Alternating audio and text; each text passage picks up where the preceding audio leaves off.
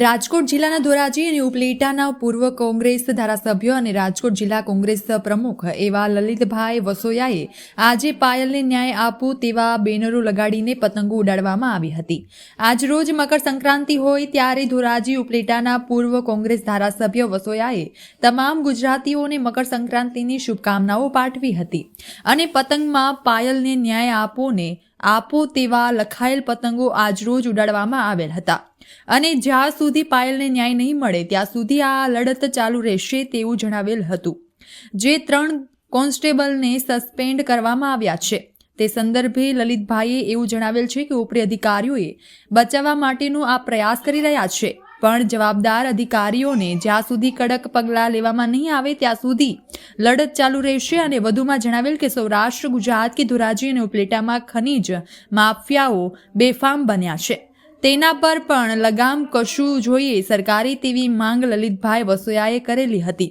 2 મુદ્દા ઉપર લલિતભાઈ વસોયાએ જણાવ્યું હતું કે 3 કોન્સ્ટેબલને સસ્પેન્ડ કરવામાં આવ્યા છે, તેના કરતાં જે અધિકારીઓ આમ જવાબદાર છે તેના પર પગલાં સરકારે લેવા જોઈએ અને સૌરાષ્ટ્ર ગુજરાતમાં જે ધોરાજી ઉપલેટામાં જે ખનીજ માફિયાઓએ બેફામ બન્યા છે તેના ઉપર પણ સરકારે યોગ્ય પગલાં લેવા જોઈએ। આજે મકર સંક્રાંતિના પાવન દિવસે સૌ ગુજરાતી ભાઈ બહેનોને હું મકર સંક્રાંતિની શુભકામનાઓ પાઠવું છું। આજે ધોરાજી મુકામે અમે સૌએ સાથે મળીને પાયલને ન્યાય આપોના બેનર સાથેની પતંગો હવામાં ઉડાડી છે।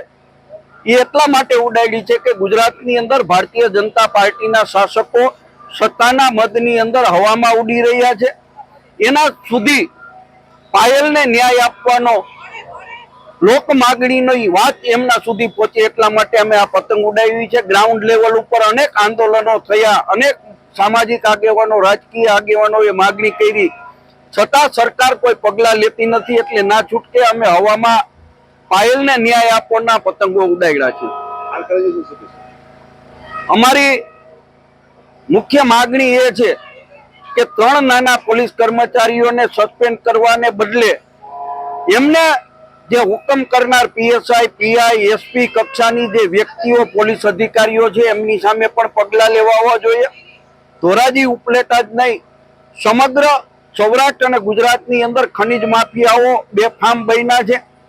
પોલીસ મહિનામાં 15 દિવસે એકવાર કોઈ જગ્યાએ ખનીજ માફિયાઓ ઉપર રેડ કરીને અમે ખનીજ ચોરી અટકાવી રહ્યા છીએ ના દાવા કરે છે, પરંતુ સમગ્ર સૌરાષ્ટ્ર અને ગુજરાતની અંદર ખનીજ ચોરી બેફામ ચાલે છે। સરકારે એમના પણ પતંગો કાપવા જોઈએ એવી અમારી માંગણી છે।